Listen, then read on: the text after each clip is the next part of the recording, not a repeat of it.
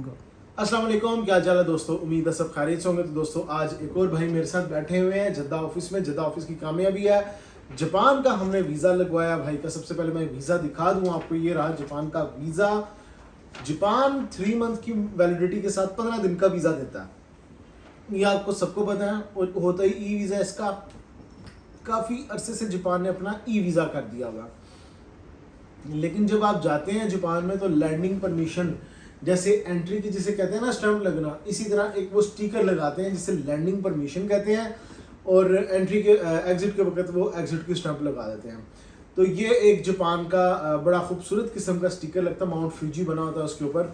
तो अब मैं एक चीज़ क्लियर करता चलूँ, जापान देखें दोस्तों, मैं हमेशा बात की है कि बहुत अच्छी ऑप्शन उन सब के लिए जो किसी भी अच्छे बड़े कंट्री का वीज़ा हासिल करना चाह रहे हैं। वीज़े रिफ्यूज़ हो जाते हैं, मिलते नहीं हैं, आपकी रिफ्यूज़ल लगी हुई है और कहीं का कोई ट्रैवल हिस्ट्री नहीं है, कहाँ से स्टार्ट लेना चाह रहे हो। तो मैं कहता हूँ यार जापान से आप स्टार्ट लो। जो ऑनलाइन वीज़ा अप्लाई होना होता है, घर बैठ के वीज़ा अप्लाई होना होता है। आपने वीज़ा अप्लाई किया, आपका जापान का वीज़ा निकला, इसके साथ आप 2-3 कंट्रीज़ का अटैच करो और ट्रैवल करो। लाइक जापान का वीज़ा निकल आया तो उसके साथ आप थाईलैंड, इंडोनेशिया, मलेशिया, श्रीलंका वगैरह ये 3-4 कंट्रीज़ का पैकेज बनाओ, वीज़े निकालो, जापान जाओ, वापसी पे 3-4 कंट्रीज़ का टूर करो, वापस आ जाओ। एक ही टूर में आपके 3-4 कंट्रीज़ के ट्रैवल हो जाएंगे, स्टैंप्स लग जाएंगी, आपका एक स्ट्रॉन्ग हो जाएगा पासपोर्ट। और जब आप किसी नेक्स्ट कंट्री में वीज़ा अप्लाई करते हो तो जब पासपोर्ट ओपन करके देखेगा और स्टैंप लगी होगी जापान की, जापान से बंदा होके आया हुआ है, तो उसको वीज़ा मिलने के बहुत अच्छे चांसेस हैं। आप दुनिया का किसी भी बड़े कंट्री का आसानी वीज़ा हासिल कर लोगे आफ्टर द जापान वीज़ा। अब यहाँ पे एक चीज़ मैं बताता चलूँ, जापान से अक्सर बंदे डिपोर्ट हो जाते हैं, रिफ्यूज़ल जापान में एंट्री नहीं मिलती है। ये एक हमारे सब लोग पूछते भी हैं हमसे कि यार कि एंट्री कैसे ली जाए, या फिर एयरपोर्ट पे क्या क्वेश्चन होते हैं। अब भाई ये भी होके आया जापान से, देखें पहली मुलाकात हो नहीं सकी भाई के साथ, तो भाई वीज़ा जब लगा तो ट्रैवल करके आ गया जापान से। भाई को भी बिठाया एयरपोर्ट पे, भाई से भी क्वेश्चन किए गए हैं, ये नहीं कि भाई से क्वेश्चन नहीं हुए, लेकिन उन क्वेश्चंस का आंसर सही दिया। जो उन्होंने सवाल पूछा उनका आंसर भाई ने सही दिया और आज ये ट्रैवल करके भी आ गए। भाई ऐसे ही हुआ? जी जी बिल्कुल ऐसे ही। क्या एयरपोर्ट पे पूछ लिया था उन्होंने? एयरपोर्ट पे जब सारा प्रोसेस हो जाता है, जब मसलन आप जो है वो एंट्री का फॉर्म फिल कर देते हैं, फिंगर हो जाते हैं, मशीनें लगी हुई हैं, लेकिन जब आप इमिग्रेशन ऑफिसर के पास जाते हैं स्टैंप लगवाने के लिए, उधर वो एक फॉर्म अलग से निकाल लेते हैं जो फर्स्ट टाइम ट्रैवल कर रहा, खास तौर पे पाकिस्तानी है या ये जो एशिया के हैं, तो वो फॉर्म फिल करके ऑफिसर को कॉल करते हैं, वो इनवाइट करते हैं, ऑफिसर साथ लेके आपको सेपरेट जो है वो जिधर एक वेटिंग एरिया बना होता है उधर ले जाते हैं। बाद में आपसे क्वेश्चन आंसर करते हैं, आपसे पूछते हैं आप किधर से आए हो, आप जो है वो आपका बैकग्राउंड क्या है, आपको कितना जो है वो टाइम हो गया जिधर आप जिस कंट्री में रेजिडेंस हैं, उसके अलावा आप किस किस जगह पे जाएंगे, इधर क्यों आए हैं, किस पर्पज़ के लिए आए हैं, होटल की लोकेशन एग्जैक्ट क्या है। मैंने कहा टोक्यो है, उन्होंने कहा टोक्यो नहीं, टोक्यो में कौन सी जगह है, यानी एग्जैक्ट लोकेशन मालूम होना चाहिए, आपको पता होना चाहिए आप जा किधर रहे हो, कंप्लीट एड्रेस एज पर जो आपके होटल बुकिंग पे लिखा हुआ है वो होना चाहिए। और सबसे पहले, क्योंकि मेरी पहले जो है वो मेरे पास मेरे साथ चांस हुआ है, होटल बुकिंग पेड करनी है, पेड के बगैर नहीं जाना। ओके सही है। होटल बुकिंग पेड थी, उन्होंने वेरीफाई किया, फिर उन्होंने कंप्लीट एड्रेस मुझसे पूछा, मैंने बताया कि ये एड्रेस है, फिर उन्होंने बोला कि आपने किधर किधर जाना है, सही कितनी देर आपने रुकना है और कौन कौन सी आपने जो है वो अट्रैक्शंस हमारी जो है वो देखनी है, विजिट करनी है आपने, बिल्कुल वो मैंने बताई। फिर उन्होंने बोला कि आप कि होटल से इसका डिस्टेंस कितना है, जो आप अट्रैक्शंस बता रहे हैं इससे होटल का डिस्टेंस कितना है, मैंने वो बताया कितना डिस्टेंस है, क्योंकि मैंने ऑनलाइन चीजें सारी सर्च की हुई थी। जी जी।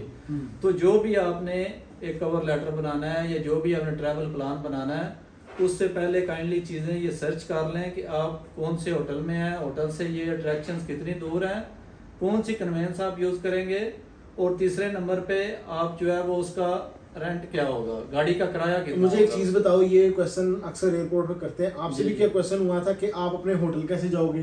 जी बिल्कुल बिल्कुल। तो आपने क्या आंसर किया था? मैंने बताया कि मैं टैक्सी पे जाऊंगा। फिर उन्होंने जो है वो, अगर आप टैक्सी का बताएंगे, क्योंकि जापान एक एक्सपेंसिव पता है, काफी एक्सपेंसिव है टैक्सी के मामले में, फिर वो आपका बैकग्राउंड चेक करते हैं कि आपके पास बैलेंस कितना है। सही है। मैंने उनको बताया कि मेरे पास $1000 कैश है, क्रेडिट कार्ड दिखाया, 50,000 रियाल का मेरे पास क्रेडिट कार्ड है। बाकी जो भी चीज़ें अपना जो भी डेबिट कार्ड अकाउंट्स वगैरह मैंने उनको ओपन करके दिखाया कि मेरे पास इतना बैलेंस है। उसके बाद एंट्री मिल गई थी? जी एंट्री मिल गई। सही। अच्छा, लोग कहते हैं कि इस तरह जब बैठा लेते हैं फिर एंट्री लेना मुश्किल हो जाता है, फिर नहीं एंट्री मिलती? नहीं, दे देते हैं, टाइम लेते हैं। टाइम वो 3 से 3.5 घंटे उन्होंने लिए। पहले एक ऑफिसर पूछ के गया, फिर 15-20 मिनट बाद दूसरा बंदा आता, एक चीज़ पूछ के फिर चला जाता। क्योंकि मैंने ट्रैवल किया हुआ था चाइना से, चाइना से ट्रैवल करके मैं गया हुआ था। उनको बताया कि मैं उधर कैंटन फेयर में गया हुआ था, चाइना से मैं अभी आ रहा हूँ। तो वो सारी जब उनको डिटेल्स बताई प्रॉपर, यानी 2-3 बंदे अलग अलग से वही चीजें आपसे पूछेंगे। सही। यानी बंदा जो है वो सेम आंसर दे रहा है या उसमें जो है वो उसमें कमी बेशी हो रही है। वो सारी चीजें उनको बताई। उधर ये चीज भी है कि उन्होंने मुझसे पूछा, क्योंकि लैंग्वेज बैरियर उनको भी है। इंग्लिश में पहले एक बंदा आया, उनसे इंग्लिश में आंसर क्वेश्चन किए, मैंने उसको इंग्लिश में जो है वो जवाब दिए। बाद में उस बंदे ने बोला कि आपकी मदर लैंग्वेज कौन सी है? मैंने कहा कि उर्दू। तो उसने कहा कि आप वेट करो, हम जो है वो हायर कर रहे हैं ट्रांसलेटर। ओके। फिर उन्होंने ट्रांसलेटर पाकिस्तानी हायर किए। वो जिधर इंटरव्यू होता है उधर सामने ऑफिस में उन्होंने ऑनलाइन उसको लिया, उस बंदे को। वो एक उनकी डिवाइस पड़ी होती है, उसमें वो जापानीज में बोलता था जो ऑफिसर था, और मैं उर्दू में जो है वो उसको आंसर कर रहा था। सही। वो बीच वाला बंदा जो है वो ऑनलाइन ट्रांसलेशन कर रहा था। ओके। वो सारी चीजें पूछी हैं उन्होंने। ये ज्यादा चीजें बताने की जरूरत नहीं है। मसलन आपने को 50 जगह जो है वो अट्रैक्शंस आपको ने बता देनी है, क्योंकि वो उन चीजों के बारे में फिर आपसे सवाल करेंगे। 2-3 चीजें सही बता दो। 2-3 4-5 चीजें आप जो है वो बता दें उनको कि ये चीजें हैं। उसका फिर आप चेक करें कि डिस्टेंस कितना है। सही। मैं 2 दिन जो है वो, क्योंकि 5 दिन का मेरा टूर था, 2 दिन मैं टैक्सी पे जाता, फिर उधर एक रेड कार्ड मिलता है उसके लिए, रेल के लिए, क्या रेल के लिए, बिल्कुल मेट्रो के लिए। बिल्कुल ऐसे। तो मेट्रो स्टेशन हर जगह पे बने हुए हैं, आप इजीली जो है वो जा सकते हैं किसी भी जो है वो पॉइंट पे। देखें दोस्तों, ये मैंने इसलिए स्टोरी सुनवाई कि ताकि आपको पता चल जाए, जो बंदा जापान जा रहा है, आपने वीज़ा ले लिया, वीज़ा लेने के बाद आपको थोड़ा बहुत पता होना चाहिए। आप टोक्यो जा रहे हो, टोक्यो में आपने अपने होटल तक कैसे जाना है।